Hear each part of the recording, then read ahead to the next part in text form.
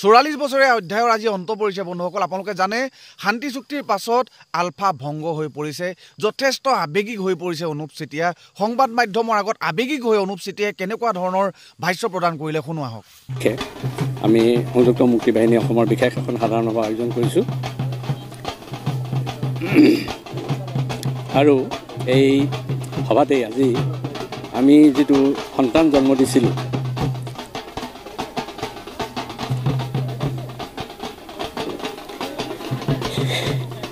এই সময়ত যথেষ্ট আবেগিক হৈ পৰিছোঁ।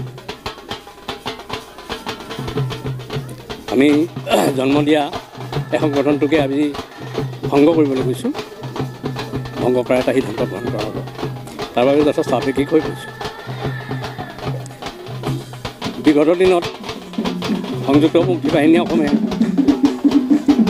অসমৰ ৰাইজক কি দিব পাৰিলোঁ কি দিব নোৱাৰিলোঁ সেইটো ৰাইজে নিৰ্ণয় কৰিব। আমি চেষ্টা কৰিছিলোঁ, যিমানখিনি পাৰোঁ অন্তঃকৰণ ৰাখিছিলোঁ জাতিটোৰ বাবে, দেশৰ বাবে কিবা এটা আজৰি আনিবৰ বাবে। কিন্তু আমি অন্তিম লক্ষ্যত উপনীত হ'ব নোৱাৰিলোঁ যদিও যিখিনি পাইছোঁ সেয়ে যথেষ্ট বুলি আমি অন্ততঃ অসমৰ খিলঞ্জীয়া জাতি জনগোষ্ঠীসমূহক কিছু ৰক্ষণাবেক্ষণ দিয়াত কিছু হ'লেও সক্ষম হৈছোঁ বুলি ভাবিছোঁ। আৰু অন্যান্য দিশতো কেইটামান দফা আছে তাতেই, সেই দফাকেইটাৰ জৰিয়তে অসমৰ মানচিত্ৰখন ভৱিষ্যতৰ কাৰণেও যাতে সুৰক্ষিত হয়, ভূমিৰ অধিকাৰো কিছু হ'লেও যাতে সুৰক্ষিত হয়, সেইখিনি সন্নিৱিষ্ট হৈছে। আৰু সেইটো কাৰণেই আমি যোৱা 29 ডিচেম্বৰ তাৰিখে যি চুক্তি স্বাক্ষৰ কৰিলোঁ ভাৰত চৰকাৰ অসম চৰকাৰৰ সৈতে, তাৰ বাবে আমি যথেষ্টখিনি সন্তুষ্ট। আমি সংযুক্ত মুক্তি বাহিনী অসমে যিমানখিনি পাৰোঁ চৰকাৰৰ পৰা জাতিটোৰ আৰু অসমৰ সুৰক্ষিত কৰাৰ বাবে সেইখিনি আনিছোঁ।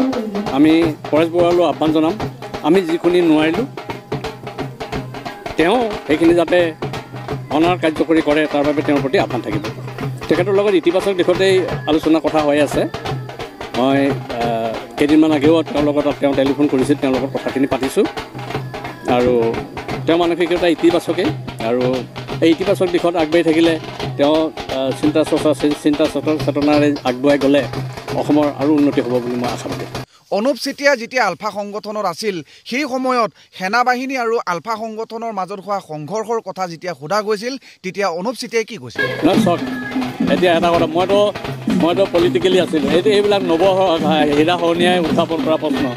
কাৰণ কথাটো হ'ল কি, মই পলিটিকেলি আছিলোঁ, আন্তৰ্জাতিক পৰ্যায়ত যোগাযোগ কৰিছিলোঁ। এইবিলাক ক্ষেত্ৰত মই আৰু অস্ত্ৰ লৈ পেলাই যুদ্ধ কৰিবলৈ যোৱা নাছিলোঁ। সেইবিলাক প্ৰশ্ন এতিয়া নাহে। আজি কিছুদিনমানৰ আগতে প্ৰাক্তন আলফা সদস্যই চিকিৎসা সেৱাকে ধৰি আন বহুতো দাবী উত্থাপন কৰা দেখিবলৈ পোৱা গৈছিল। সেই দাবীসমূহৰ ওপৰত অনুপ চেতিয়াই আবেগিক হৈ কেনেকুৱা ধৰণৰ মন্তব্য প্ৰকাশ কৰিলে? চাওক, তেওঁলোক সেই 92 চনতে গুচি আহিলে। 92 চনৰ পৰা আজি কিমান হ'লগৈ? 31 বছৰ। 31 বছৰৰ এটা সন্তানে যুৱক হৈ যায়।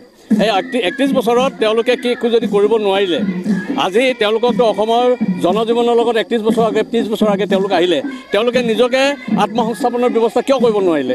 এতিয়াতো আমাক জগৰীয়া কৰি থাকিলে নহ'ব। তেওঁলোকে 31 বছৰ আগে আহি নিজকে আত্মপ্ৰতিষ্ঠা কৰিব পাৰিব লাগিছিলে। এতিয়া আনক জগৰীয়া কৰি থাকিলেও লাভ নাই। এতিয়া আমাৰ লগত যিবিলাক ল'ৰা আহিছিলে 2009 চনত 10 চনত আহিছে, সেইবিলাক ল'ৰাটো নিজকে প্ৰতিষ্ঠিত কৰিছে, এতিয়া চেষ্টা কৰিছে।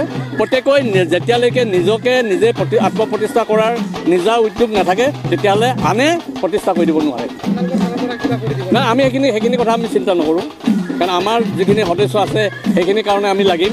গতিকে আমি পূৰ্বে যিসকল আহিছে সেইসকলৰ কাৰণে আমি চিন্তা নকৰোঁ। আৰু যদি কিছুমান প্ৰজেক্ট থাকে, যদি সেই প্ৰজেক্টত তেওঁলোকে সুবিধা ল'ব পাৰে, সেইটো তেওঁলোকৰ যোগ্যতাৰ ওপৰত, মেধা আৰু যোগ্যতাৰ ওপৰত নিৰ্ভৰ কৰিব।